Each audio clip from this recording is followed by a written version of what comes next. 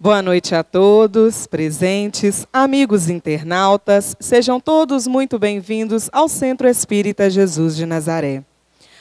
Hoje, a nossa leitura do Evangelho é na página 208, item 4, 5, 6, capítulo 23. Questão: abandonar pai, mãe e filhos. Em seguida, passarei a palavra para os amigos facilitadores Shirley Milagres e William Ferreira, que estarão comentando junto a nós o estudo de hoje. Lembrando a todos que todos aqui somos aprendizes e que a opinião de vocês é muito importante. Quem quiser dar a sua opinião ou esclarecer algo, é só levantar a mão que levaremos papel e caneta até vocês. Obrigada. Convido agora a nossa amiga Luzia para fazer a leitura do Evangelho. Obrigada. Deixar pai, mãe e filhos. Todo aquele que tiver deixado, por meu nome, sua casa, os seus irmãos, ou as suas irmãs, ou o seu pai, ou a sua mãe, ou a sua mulher, ou seus filhos, ou suas terras. Por isso receberá o cêntuplo e terá por herança a vida eterna. São Mateus. Então Pedro lhe disse: por nós, vedes que tudo deixamos e que vós seguimos. Jesus lhe disse: digo-vos em verdade, que ninguém deixará pelo reino de Deus ou sua casa, ou seu pai, ou sua mãe, ou seus irmãos, ou sua mulher, ou seus filhos, que não receba já neste mundo muito mais, e no século futuro a vida eterna. São Lucas. Um outro lhe disse: Senhor, eu vos seguirei, mas me permite dispor antes tudo que tenho em minha casa. Jesus lhes respondeu: todo aquele que, tendo a mão na charrua, olha para trás, não está apto para o reino de Deus. São Lucas. Sem discutir as palavras, é preciso aqui procurar o pensamento que era evidente este. Os interesses da vida futura se sobrepõem a todos os interesses e todas as considerações humanas, porque está de acordo com o fundo da doutrina de Jesus, ao passo que a ideia de renúncia à família seria sua negação. Não temos, aliás, sob nossos olhos, a aplicação dessas máximas no sacrifício dos interesses e das afeições da família pela pátria. Censura-se um filho por deixar seu pai, sua mãe, seus irmãos, sua mulher, seus filhos, para marchar em defesa do seu país? Não se lhe reconhece, ao contrário, um mérito por se separar do ambiente doméstico e do aconchego da amizade para cumprir um dever? Há, pois, deveres que se sobrepõem a outros deveres. A lei não torna uma obrigação a filha deixar seus pais para seguir seu esposo. O mundo está repleto de casos em que as separações, as mais penosas, são necessárias, mas as afeições não são quebradas. Por isso, a distância não diminui nem o respeito, nem a solicitude que se deve aos pais, nem a ternura pelos filhos. Vê-se, pois, que, mesmo tomadas ao pé da letra, salvo o termo odiar, essas palavras não seriam a negação do mandamento que prescreve honrar pai e mãe, nem do sentimento de ternura paternal. e com mais forte razão, se tomadas ao Espírito. Eles tinham, por finalidade, mostrar por uma hipérbole quanto era imperioso o dever de se ocupar com a vida futura. Deveriam, aliás, ser menos chocantes ao povo, e numa época em que, em consequência dos costumes, os laços de família tinham menos força do que civilização moral mais avançada. Esses laços mais fracos nos povos primitivos fortificam-se com o desenvolvimento da sensibilidade e do senso moral. A própria separação é necessária ao progresso. Ocorre nas famílias, como nas raças, elas se abastardam se não há cruzamento, se não se enxertam uma nas outras. É uma lei natural, tanto no interesse do progresso moral, quanto do progresso físico. Essas coisas não são examinadas aqui senão do ponto de vista terrestre. O Espiritismo nos faz vê-las de mais alto, em nos mostrando que os verdadeiros laços de afeição são os do espírito e não os do corpo. Que esses laços não se rompem, nem pela separação, nem pela morte do corpo. Que eles se fortalecem na vida espiritual pela depuração do espírito. Verdade consoladora que dá uma grande força para suportar as vicissitudes da vida. Boa noite. É uma alegria muito grande estar com vocês aqui hoje para a gente estudar um pouquinho do Evangelho de Jesus. Aqueles que ainda não tiveram a oportunidade de observar, tem livros, né, do Evangelho sobre as cadeiras para vocês poderem acompanhar. Seria muito bom que vocês contribuíssem com os estudos, tirando as dúvidas, trazendo para a gente as perguntas, para que a gente possa ajudar a compreender melhor a doutrina espírita, aquelas perguntas que nós sentirmos que está fora do nosso alcance, respondê-las, que podem ser inclusive nossas dúvidas, né? Nós vamos pesquisar e numa outra oportunidade, inclusive, trazer novamente o tema de volta para vocês, para que a gente consiga se esclarecer juntos. Mas, na medida do possível, né, William, a gente vai tentar caminhar. Então, eu vou pedir ao nosso companheiro William que faça primeiramente as considerações sobre aquilo que foi lido pela nossa irmã Luísa. Muito boa noite a todos. Uma satisfação estar aqui para a gente estudar juntos, né, o Evangelho, a gente conhecer juntos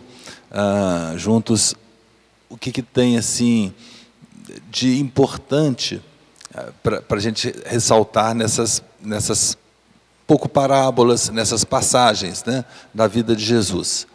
E é interessante que a gente sente, cada vez que a gente estuda, cada vez que a gente lê esses textos, a gente os percebe cada vez mais contemporâneos, cada vez mais desta época, né?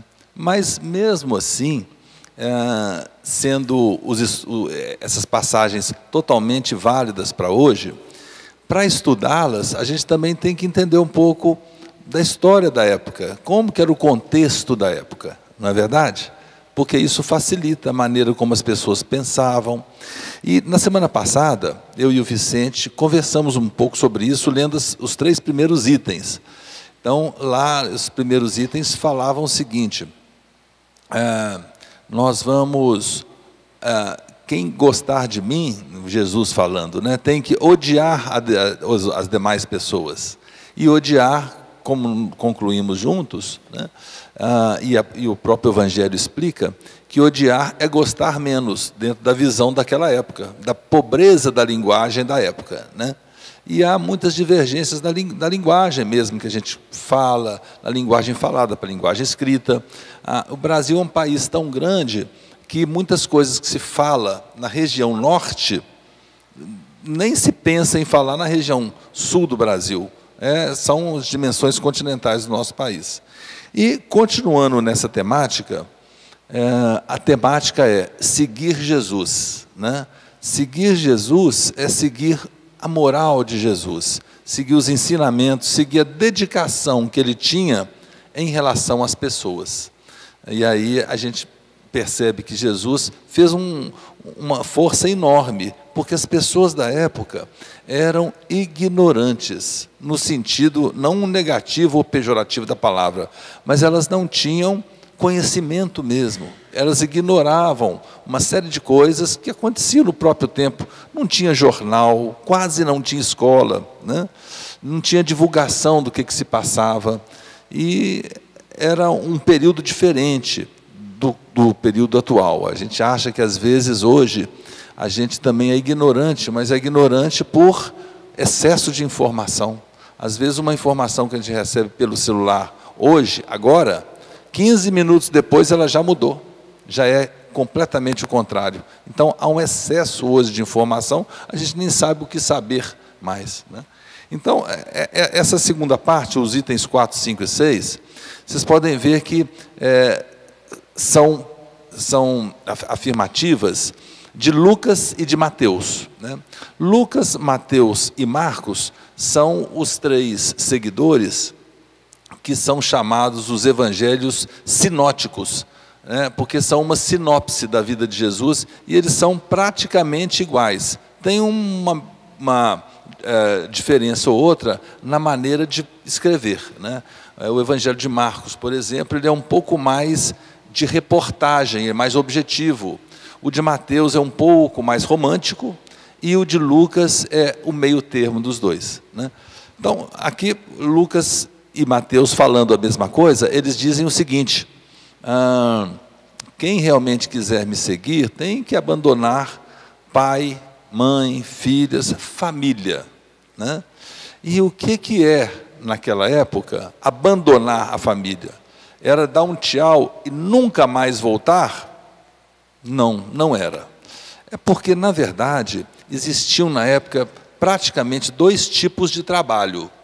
Um trabalho era funcionário do governo, ou seja, eram os cobradores de impostos, eram os guardas, os auxiliares, tudo do poder reinante, funcionários do governo ou do poder reinante. E as outras pessoas, todas trabalhavam em casa. Todas as pessoas, quem trabalhava em casa, cuidando de alguma criação, mesmo as pessoas que eram ferreiros, né? As pessoas que eram carpinteiros, sempre trabalhavam em casa. Não tinha uma indústria, não tinha assim uma área tipicamente empresarial, não tinha, né? Então as pessoas ficavam sempre em casa, trabalhando ou não trabalhando. E os pontos de comércio eram muito raros.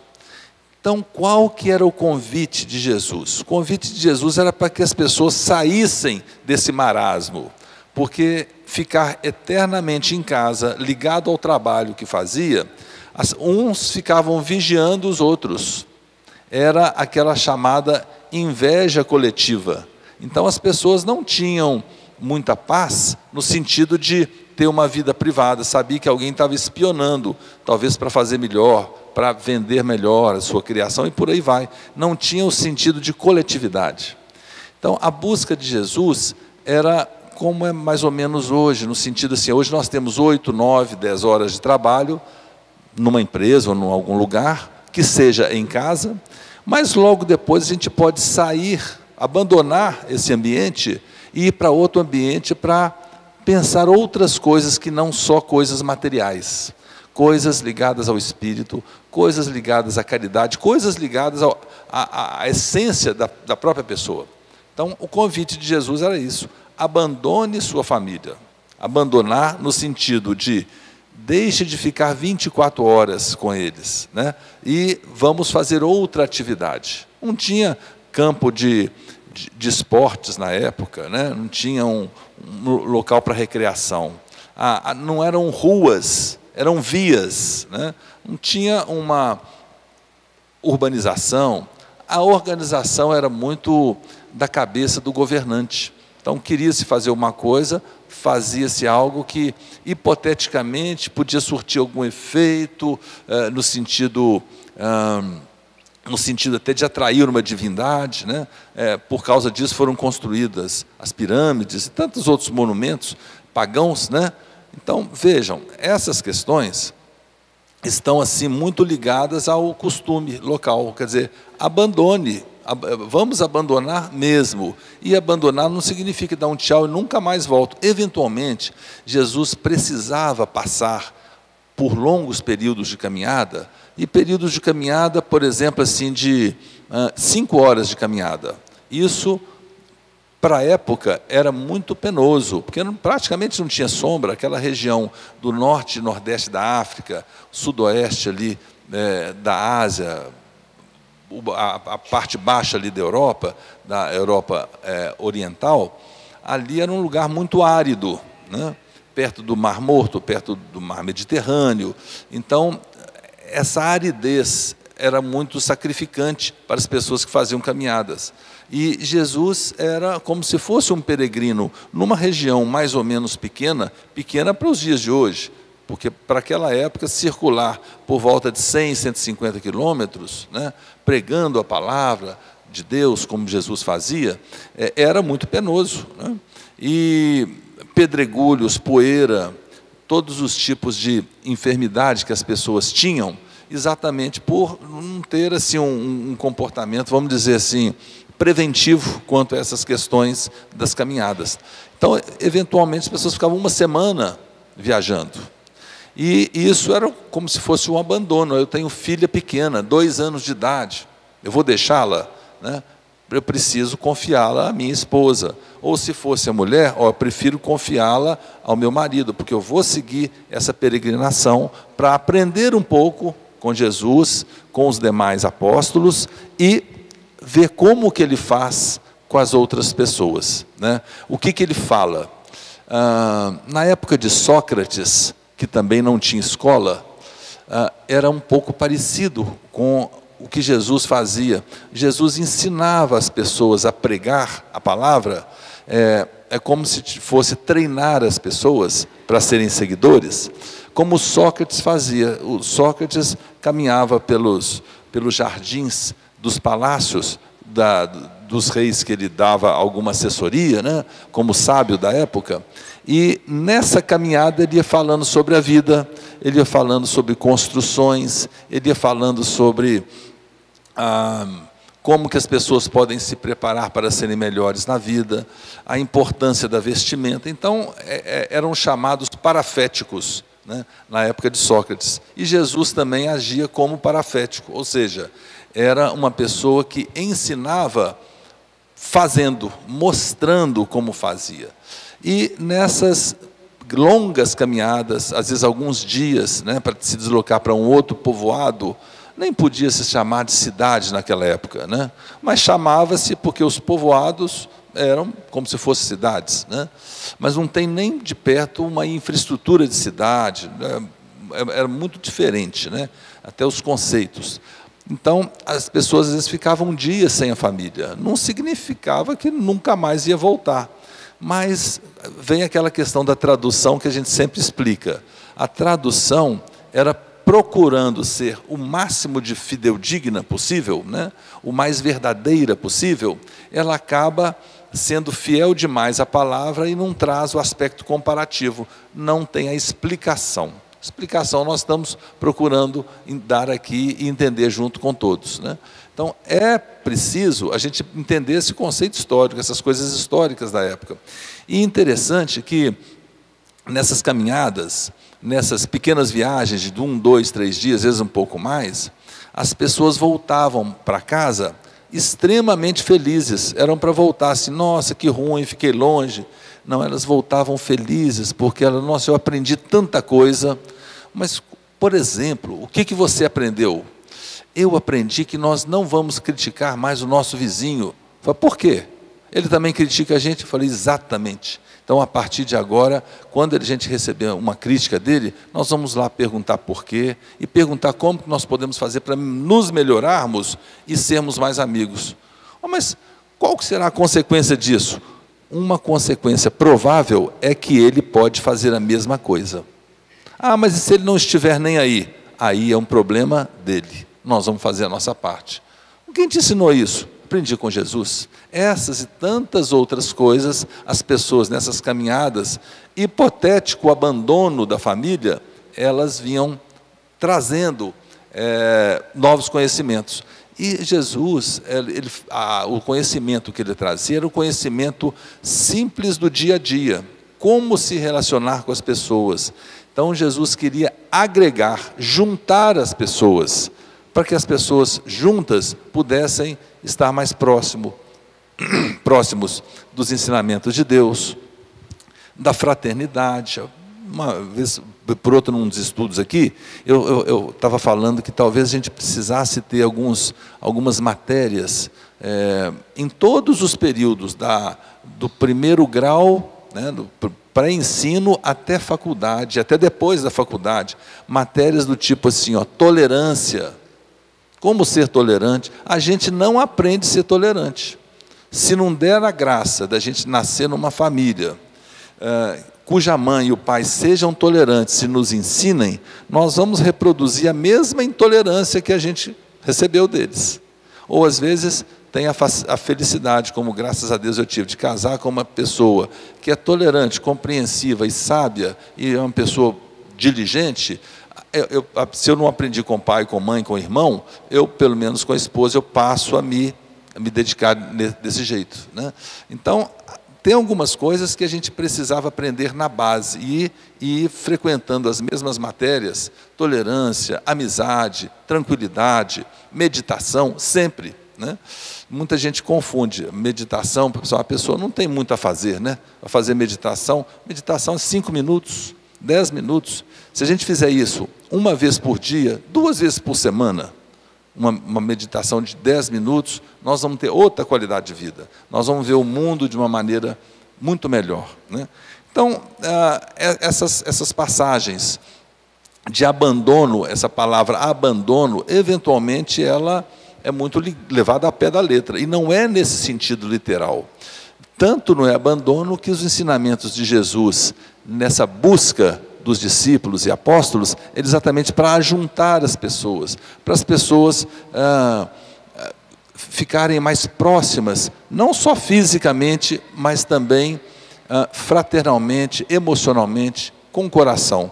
Jesus, quem não sabia, tinha um rosto um pouco mais aparentemente fechado, uma pessoa que não estava aí rindo para todo mundo, uma postura de político, populista, nada disso, né? Ele era uma pessoa mais séria, mas gostava de festas. Jesus dançava, né? As danças judias da época, né? E nada com excesso, mas sempre no sentido de se organizar e se juntar com as pessoas, que as pessoas estivessem próximas cada vez mais. Os casamentos da época, as pessoas estranham, falam assim, nossa, mas casamento que leva uma semana, festa uma semana, é porque mal o noivo conhecia a noiva, e muito menos a família de um conhecia a outra. Então as festas não era para ficar na balbúrdia, né? 1 semana, 7 dias, 5 dias, 4, não, nada disso, era o conhecimento. Então, um ia aprender como que o outro fazia comida, como que eram os hábitos alimentares, como que eles gostavam de dormir, da janela virada para o vento, para o leste, enfim, era para estreitar os costumes da época, né? Então, tem muitas coisas da época que, às vezes, a gente pode, lendo de forma muito literal as informações, a gente pode estranhar. Por isso que eu faço sempre o convite. Vamos ler um pouco da história da época, da Grécia Antiga, da Roma Antiga, né? Da época de Jesus, os primeiros tempos, né? Jesus marcou e marca a época até hoje, então a gente vai aprendendo cada vez mais. E é interessante, porque estudar Evangelho é um pouco de estudar também história. A gente, às vezes, estuda na escola história tão rapidinho, estuda com o suficiente para fazer a prova, né? Não é rapidinho que a gente fica. Na época da escola, primeiro grau, segundo grau, a gente tinha menos paciência com essas questões, com esses conteúdos. Quando a gente vai para a faculdade e vai fazer outros cursos, a gente vê, puxa vida, aquelas informações ali eram importantes. Agora eu vou ter que procurar ali, eu vou procurar em livro, vou procurar na internet. Agora eu vou ver como que eu vou achar essas informações para me começar a ligar os pontos, né? E com o Evangelho não é diferente. O Evangelho, ele é um pouco romantizado, as próprias escrituras explicam que são romantizados, como se fossem novelísticas, né? Mas que tem o fundo filosófico e principalmente o fundo histórico, né? E é preciso que a gente faça isso tudo comparativamente, lembrando dos tempos da época, para que a gente não confunda e olhe só literalmente e tenha uma outra impressão, né? Então, o abandono é necessário. Eu até escrevi aqui algumas coisas, no sentido assim, nós nem percebemos, nós fazemos algumas coisas que parece que são tão automáticas para a gente, que a gente não percebe. Nós abandonamos várias coisas na vida, nós abandonamos amigos de infância. A gente fica pensando hoje, poxa, eu queria ter um amigo tão próximo, ou uma amiga tão próxima, que eu pudesse ser confidente dela e ela minha, que a gente pudesse se encontrar, que não seja todo dia, mas para um tirar opinião com o outro, ia ser tão bom. A gente não tem essa dificuldade hoje de ter esse amigo tão próximo, sincero. Eram amigos de infância que a gente deixou passar. É como se tivesse abandonado, né? A gente termina um namoro, termina, às vezes, um casamento, né? E fala assim, porque estava dando muita aresta. O problema é do outro, né? A gente nunca considera que a gente também teve alguma participação nessa cisão, nessa separação. A gente abandona pai e mãe, às vezes doente, para casar, às vezes com uma esposa ou com um marido, que nunca vão dar tanta atenção para a gente quanto pai e mãe. Então, a gente vive fazendo esses abandonos, só que não é como diz o texto do Evangelho, não. A gente acaba abandonando definitivamente. Às vezes a mãe mora em outra localidade, a gente vai lá uma vez por ano, né? Então a gente tem que pensar assim, Jesus pediu para abandonar. Como é que era abandonar na época? Era dessa maneira. E hoje, como que eu faço? Eu estou abandonando meu filho, deixando muito tempo com a babá eletrônica, e hoje tem uma babá eletrônica móvel, que é o celular, né? Então, às vezes, o filho, aparentemente hoje, dá menos trabalho, o filho menor, porque ele tem uma série de distrações eletrônicas, mas ele pode ficar muito focado nisso, e às vezes o lado de relacionamento dele pode ser que depois tem que ser trabalhado de forma mais profunda, né? Outra coisa que a gente abandona, os amigos de infância, a gente arruma outros amigos. Se eventualmente terminou com um namorado, com uma namorada, a gente acaba tendo outro, né? Mas a gente abandona até irmãos. Não vou conversar com esse irmão, por quê? Ele é muito folgado e ele implica muito comigo. A gente nunca considera aquela questão, o que eu posso fazer para melhorar? Mas é o outro que está errado, nesse caso realmente é o outro. Pois é, eu sei que ele está errado, mas eu posso, mesmo ele estando errado, eu posso dar uma driblada nisso para me aproximar dele, quem sabe ele passa a agir certo, né? Eu estou falando isso porque eu vivenciei uma situação exatamente como essa com uma irmã, até que mora em Belo Horizonte, e está sendo um custo, mas a gente está conseguindo nos reaproximarmos novamente. Uma irmã muito querida, próxima da idade da minha, mas por causa de pequenas rusgas de família, nós nos afastamos e estamos juntos, eu e ela, fazendo esse trabalho de reaproximação. Está sendo muito gostoso fazer essa reaproximação. A gente tem até a gente fala aquela música assim, nada do que foi será como já foi um dia, né? Mas pode ser melhor. E a gente está nessa aposta, eu e minha irmã Magda. A gente abandona tudo, gente, a gente não percebe. A gente abandona até uma religião. Aquilo que nos liga, religação com o nosso Criador. Eu era evangélico, eu era espírita, a pessoa teve alguma implicância, abandonou também, né? Então, o abandono é um ato normal do ser humano. Só que, vou enfatizar mais uma vez, todo abandono, ele tem que ser relativo. No caso do texto do Evangelho, é um abandono relativo porque as pessoas abandonavam o tipo de vida dos mexericos após o trabalho, né? A pessoa, eventualmente, ela não falava que ela estava olhando para os vizinhos ou criticando um. Não, eu estou aqui cuidando das minhas criações, eu estou aqui cuidando do meu negócio. Então, ela não se voltava para o mundo de uma maneira menos material. A busca de Jesus foi tirar a pessoa dessa visão puramente material, que, infelizmente, nós temos muito ainda, né? E levar a visão das pessoas para o mundo espiritual, para o mundo de mais aconchego.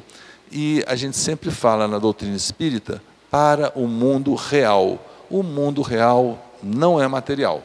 O mundo real é um mundo espiritualizado e coberto, com certeza, de uma fluidez, de tranquilidade e de amor. É nisso que a gente aposta. A gente está aqui estudando por isso, para a gente crescer e evoluirmos nesse amor de Jesus. Vou passar para a nossa querida amiga Shirley, e depois tem algumas perguntas que já foram feitas, algumas que chegaram, e a gente vai buscar responder da melhor forma possível. Muito bem, William. Me faz pensar um pouco aqui essa questão do abandono, lembrando mais uma vez o que já foi refletido na semana passada com relação a vocabulários e traduções, né? Então, a gente sabe que Jesus não escreveu nada, ele não deixou nada escrito. Tudo que está escrito no Evangelho vem da interpretação de alguém que ouviu, de alguém que viu e relatou a história, né? Então, só do fato de Jesus não ter deixado nada escrito e alguém ter escrito a história, e muitas vezes, muito tempo depois, isso já pode trazer embutido algumas colocações que tenham sido distorcidas, né? Ou algumas palavras com um significado não muito exato. E Jesus falava em aramaico, e o Evangelho foi escrito em grego, né? Em várias outras língua hebraica, e depois foi traduzido do grego, né, para o latim, e depois do latim para outras línguas. Então, vejam bem, como é difícil quando você pega um texto em inglês atualmente. Você lê o texto e aí você vê que uma palavra, ela, dependendo do contexto, ela tem inúmeros significados na língua portuguesa e inglesa. Então, por aí a gente vê a dificuldade que foi o Evangelho exprimir com fidelidade aquilo que Jesus queria dizer. Mas, analisando o cristianismo na sua pureza, a gente percebe, né, que essas palavras como odiar, abandonar, na verdade, certamente não corresponde exatamente ao significado que nós temos disso hoje na língua portuguesa, né? Porque nós temos que observar que isso foi traduzido inúmeras vezes, inclusive inicialmente para o latim, para depois para outras línguas. Mas, apesar disso, da gente sentir que essa palavra pode não estar traduzindo exatamente o que o Cristo quis dizer naquele momento, ela traz para nós uma reflexão importante que o William deixou aqui. Se nós formos observar o que é o mais importante para o ser humano, não só naquela época, mas atualmente, é principalmente as pessoas que amamos, né? Então, são aqueles entes queridos. E toda a nossa vida, ela é movida no sentido da gente estar sempre próximo de alguém que a gente ame e que receba da criatura o seu amor. pelo menos na nossa vida, no nosso dia a dia, a gente se move nesse sentido.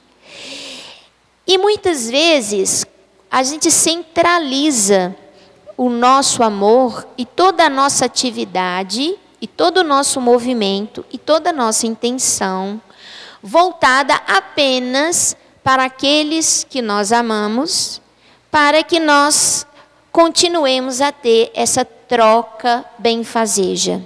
Ora, entretanto, no mundo material, nós temos a família consanguínea, mas do ponto de vista da vida universal, eu não vou falar espiritual, porque mesmo mergulhado na carne, nós somos espíritos. Eu diria da vida universal, da criatura, né? Do ser, do espírito. Ora, a família do espírito, a nossa família, ela é universal. Enquanto estamos mergulhados na carne, nós reduzimos o nosso foco de amor, de dedicação e de amparo a algumas criaturas. O que Jesus pede de nós? Que nós façamos a dilatação desse foco. Porque a nossa família, na realidade, é universal. E aquele indivíduo, vizinho, colega, conhecido, ou o transeunte da rua, ou o motorista que está dirigindo de maneira não muito educada, essa criatura, o político que rouba, né, que desvia dinheiro, essa criatura, ela também faz parte da família universal.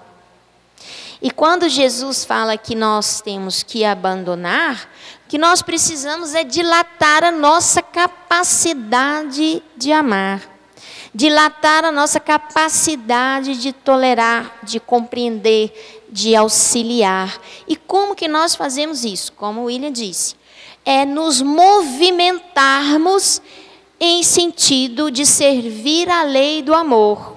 E a lei do amor nos pede que nós estejamos sempre de mãos estendidas para auxiliar aquele que nos busca, aquele que precisa da nossa ajuda, da nossa contribuição. O que nós precisamos é deixar de focar apenas nos interesses que correspondem aos nossos interesses familiares. E isso é tão verdade que quando nós olhamos para o nosso campo profissional, quando nós olhamos para o nosso campo político, o que nós vemos nas criaturas que se envolvem em segmentos, em funções de coordenação e que têm algum exercício de poder? Que eles estão sempre focados em proteger, em melhorar, em auxiliar e em beneficiar quem? A família, não é? Em primeiro lugar. Então, o Evangelho, ele é muito claro. Às vezes a gente precisa sentar, parar e pensar um pouquinho para refletir, né? Sobre essas questões que nos são colocadas. Os laços espirituais, eles transcendem aos laços consanguíneos. A nossa família universal, ela transcende a família material. E é isso que o Cristo quis nos dizer. Que nós precisamos dar prioridade à lei, a serviço do amor, à lei divina. Independente se a criatura a quem vamos ser úteis seja do nosso círculo familiar, consanguíneo ou não. E é isso que o Evangelho nos pede. Nós aprendemos a auxiliar sem olhar a quem. E sem pensar o que vai vir daquilo de volta.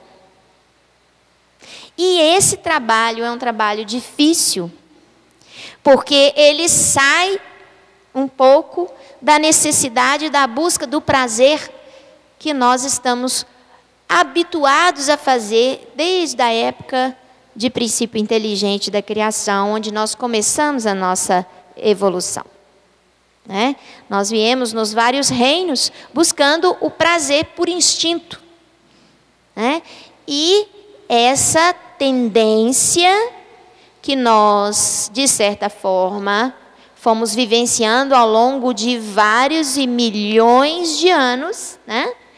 Nós trazemos em nós a tendência instintiva de proteger somente o nosso círculo consanguíneo, né? De proteger apenas aqueles que estão ao nosso lado. Alguns falam que, inclusive, isso é proteger DNA, né? Dar, vamos dizer, segmento àquilo que é você através do outro, né? Mas o que o Evangelho nos pede é que a gente transcenda isso, que sejamos capazes de amar ao próximo como a nós mesmos, considerando esse próximo como uma criatura da nossa família universal. Nós vamos passar aqui as perguntas, eu vou fazer para você, William.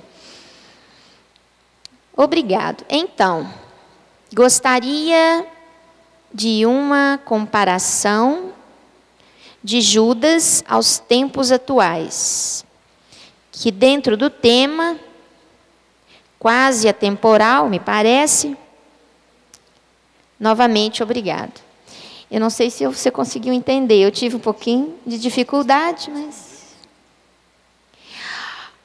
Bom, deixa eu ver se eu entendi, né? O que o nosso companheiro quis trazer. Judas, a figura de Judas, foi uma figura na época, e até hoje, né? Considerada um traidor, né? Uma criatura que traiu a confiança do Cristo e dos seus amigos, grupo de amigos que eram os apóstolos. E na realidade, quando a gente vai ver a história, Judas era, dentro do grupo de apóstolos, um dos mais esclarecidos. Eu não sei se vocês se lembram, né? Que os discípulos do Cristo, uma boa parte, eles eram pescadores, né? E eles, por serem simples homens pescadores, muitos não tinham conhecimento da lei, né, judaica, eram considerados, se fosse hoje, semi-analfabeto, né? Mas tinham aqueles que eram criaturas já um pouco mais letradas, né? Judas Iscariotes era um, Mateus, né, que era coletor de impostos, também era outro. Então, tinha alguns que tinham uma condição de conhecimento, de cognição melhor. E Judas, ele era muito envolvido politicamente, né, com as questões locais do Império Romano em relação à Palestina. E os judeus tinham uma crença que haveria um libertador do povo do jugo do Império Romano. E esse libertador, ele era o Messias, que ele viria com poderes divinos para fazer essa libertação. Isso era uma crença religiosa, inclusive, e Judas, como um palestino, né, ele alimentava essa crença e ele acreditava que Jesus seria a personificação dessa pessoa com poderes divinos, com capacidade de libertar o povo judeu do jugo romano. E ele não traiu o Cristo, por quê? Porque Cristo sabia das intenções dele. Tanto sabia que disse a ele, se você tem algo a fazer, vá e faça-o agora. Né? Nem discutiu. Isso pode ter soado para Judas, inclusive, como uma aprovação. Opa, o que eu estou pensando está certo. Então, Jesus vai nos libertar. E lá foi Judas, né, entregar o Cristo aos sacerdotes, né,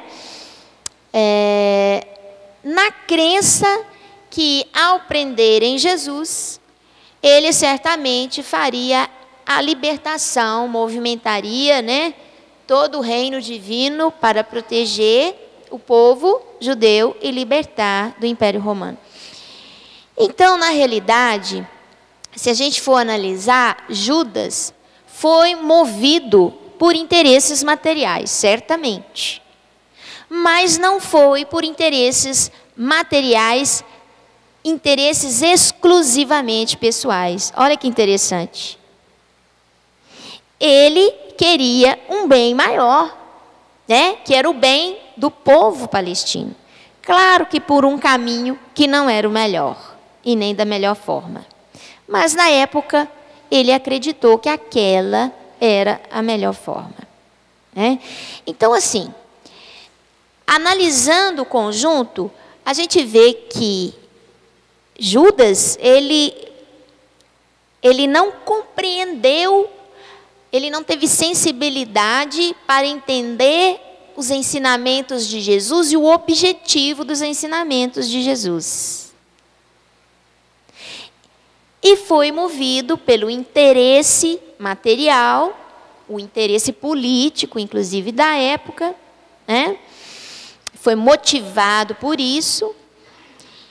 E com isso cometeu um equívoco, um grande equívoco, pelo qual ele não suportou posteriormente conviver com isso, né? Tanto que ele procurou exterminar a própria vida, né? Não sei se eu consegui responder o que o nosso companheiro queria, né, relatar sobre Judas, mas eu deixo o William aí algum comentário que você queira fazer. Eu acho que foi maravilhosamente respondido, mas resta saber se a pessoa que fez a pergunta, né, se ela ficou satisfeita, mas eu tenho certeza que sim. Qualquer coisa nós estamos à disposição no outro momento. Tem algumas outras perguntas aqui, não sabemos se vai dar para responder todas, mas uma é uma pergunta que já tinha sido feita antes e é uma pergunta recorrente. Nós convivemos numa sociedade onde nós temos assim conflitos, né, sociais e familiares. Essa pergunta aqui é a seguinte: se minha mãe me espezinha, me maltrata, né, eu devo sair de casa, ou seja, abandoná-la? Então, essa pergunta é interessante porque nós vivemos sempre em busca de uma coisa chamada liberdade. Liberdade de fazer as coisas que a gente quer, liberdade de pensar, liberdade de cantar. Estou vendo aqui uma cantora regional muito conhecida e querida na região, né, tia Elza? E a nossa busca é de libertação, da gente soltar o nosso eu interior.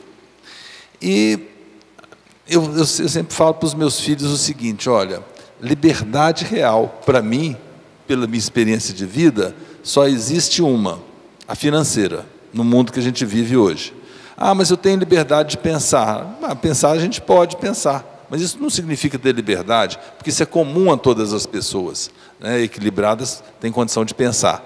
Mas realizar coisas, a gente precisa ter uma liberdade financeira ou econômica, de alguma forma, para poder realizar. Às vezes não é a gente que tem o dinheiro, mas nós podemos mobilizar pessoas para um grande projeto como esse aqui, construção desse centro, por exemplo, né? Então, às vezes a gente fica pensando em liberdade e esquece: eu vou deixar minha mãe, tá? Porque ela implica muito comigo. Antes de tomar essa decisão de sair de casa, mesmo que você tenha condição financeira para isso, por que será que minha mãe implica comigo? Porque eu posso estar errado mesmo? Será que eu estou errado? Então, quem sabe eu tento me tratar primeiro, né? Posso conversar com outras pessoas, tem psicólogos, né? Enfim, outra possibilidade, às vezes a minha mãe também não está bem, ela pode estar doente. ela precisa se tratar. Então, é um momento de eu não abandoná-la, de eu ter um pouquinho de paciência e tolerância com ela e ajudá-la e conseguir convencê-la também de se tratar. Porque aí ela vai ser bom para ela e para mim vai passar a me tratar melhor, não vai me espezinhar. Então, assim, a gente nunca quer que as pessoas nos maltratem, claro que não. Mas a gente tem que ver o motivo disso, ou seja, ir aonde está a causa. Dependendo da causa, a gente mesmo pode resolver, nem precisa do outro. Às vezes, a implicância de um em relação a nós mesmos podemos resolver, nem o outro precisa mudar. Então, a gente pode pensar nisso, né?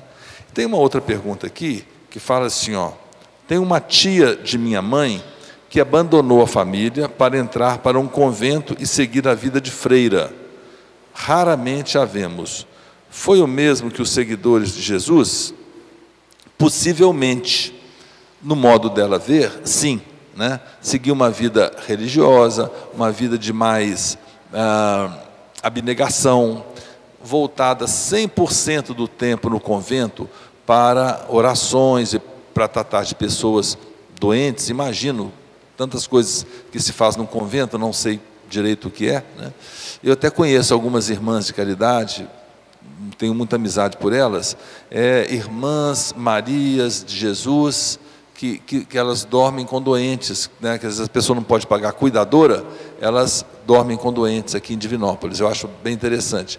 E então as pessoas que ficam por conta dessa vida, eu acho uma busca muito interessante mesmo. Pessoalmente, eu acho que a pessoa pode ter essa busca mais inserido na sociedade, ou seja, ela pode ter o seu trabalho normalmente, pode estudar e pode trabalhar em prol do próximo, seja numa casa espírita, seja numa casa católica, independentemente. Mas tem pessoas que querem introspecção de 100% da vida religiosa. É a tendência da pessoa e não cabe eu criticar isso, não. Eu não acho que a tia abandonou, ela se dedicou a uma vontade maior dela. E a pessoa que entra nessa vida de freira, por exemplo, nessa dedicação total, eu nunca vi falar, por exemplo, pode até existir, eu não conheço, uma ex-freira, né? Ela acaba tomando gosto e fica por toda a vida, né? Então eu acho a vida religiosa, eu acho muito realmente interessante. Não é o meu jeito de ficar 100% do tempo, né? Uma filha minha já aventou essa possibilidade. Eu passei minha opinião para ela, mas deixei ela na vontade dela. Depois ela refez, repensou e realmente não quer. É uma pessoa muito boa, muito caridosa também, mas não quis a vida religiosa assim, casta totalmente dentro de convento. Você não quis, não. Mas são essas perguntas. Tem mais alguma com você? Interessante aqui, que talvez ainda dê tempo. Eu vou aproveitar e me despedir, desejar a todos uma boa noite, uma ótima passagem pelo passe, né? E numa próxima oportunidade estaremos juntos. Boa noite a todos e agradeço também aos internautas. Por que a vida futura é mais importante se é no presente que as mudanças e as construções acontecem, né? Porque a nossa visão de mundo ela é muito limitada, né? E nossos sentidos, eles estão limitados pelo corpo físico e a gente não percebe o nosso presente na extensão que ele tem.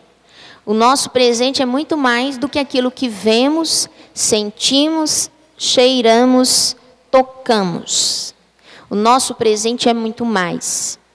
E por ser muito mais, é que nós temos que estar atentos e aprender a conhecer esse presente, porque é ele que determina o futuro, né? Então, quando a gente fala em vida futura, é um termo que a gente usa para expressar esse mundo que a gente não sente, não percebe com os nossos sentidos, mas que existe no presente, faz parte da nossa vida, atua sobre nós e nós atuamos sobre ele. Esse presente, a gente às vezes chama de vida futura, né? Então precisamos trabalhar. Eu acho que está encerrado, né, nosso estudo da noite de hoje. Gostaríamos de agradecer a todos a participação, aqueles que gostariam de fazer perguntas e não tiveram oportunidade. Estaremos aqui na quarta-feira, de novo, com os nossos estudos. Vocês poderão, né, ter essa oportunidade. E agradecemos aos internautas também pela atenção e pela disponibilidade. Muita paz a todos.